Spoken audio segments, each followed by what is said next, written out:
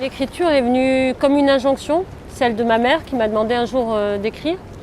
Au départ, j'ai fait fi de sa demande, mais quelques années après, je me suis lancée dans l'écriture et est née l'idée de ce livre que j'ai écrit d'une traite en fait.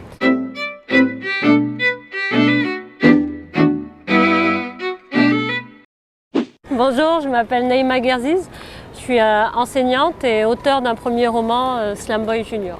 Slam Boy Junior, c'est un titre assez trivial pour raconter l'histoire d'une quête d'identité névrotique, celle d'un jeune homme qui veut à tout prix savoir l'identité de son père, voilà, et qui la demande à sa mère en slamant. Et c'est aussi une métaphore quelque part de notre quête à nous, enfants venus d'ailleurs, français mais venus d'ailleurs, de notre relation et de notre identité à notre pays, à notre terre-mère, là aujourd'hui, la France. Et comme j'aime la France, je me disais, je veux que ma voix elle soit entendue, même si je ne suis pas une spécialiste en sociologie ou quoi que ce soit, mais j'ai mon mot à dire sur mon rapport à ce pays, qui, voilà, j'estime que c'est le mien, et par rapport au pays de mes parents aussi. Il ne nous appartient plus, mais quelque part, on a tous vécu plus ou moins avec les traditions de nos pays d'origine. Et parfois c'est un peu brutal le contact des deux. Au fil des pages, le lecteur va découvrir qu'il y a souvent un tiraillement de ces enfants nés ici, dont les parents sont venus d'ailleurs, dans leur quête d'identité. Et parfois cette identité est défaillante.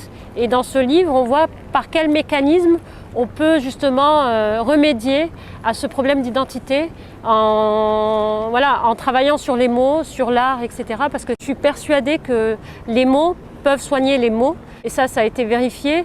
Le capital, le mot, plus il est important et plus il invite à la discussion et à la rencontre avec l'autre en fait. Et moins on a de mots et plus nos réactions sont violentes. Et justement cet enfant, grâce aux mots, il arrive à contenir cette violence qui naît de cette perte de repère et du fait de ne pas savoir qui est son père. Voilà. Je m'en vais développer mon histoire sans crisper, je joue avec ses nerfs, enfant en colère. Cet homme aphone, le géniteur d'un soir, rencontré dans le noir, cet illustre inconnu, après des ébats corrompus, un départ inattendu, il n'a jamais su. Je joue avec ses nerfs, enfant en colère, entre les mains épouvantées, je suis née d'une mère en délire, sous l'emprise d'élixir. Je joue avec ses nerfs, enfant en colère, inconstante, jamais satisfaite, l'esprit à la fête et le cœur de pierre, cette bipolaire. Un jour sur la banquise, l'autre en enfer, je joue avec ses nerfs, enfant en colère, pas d'amour, pas de je t'aime, je suis sa peine, la cause de ses déboires, son motif pour boire, pour exister j'ai décidé de slammer, je joue avec ses nerfs, enfant en colère, ça la rend folle, pas de bol.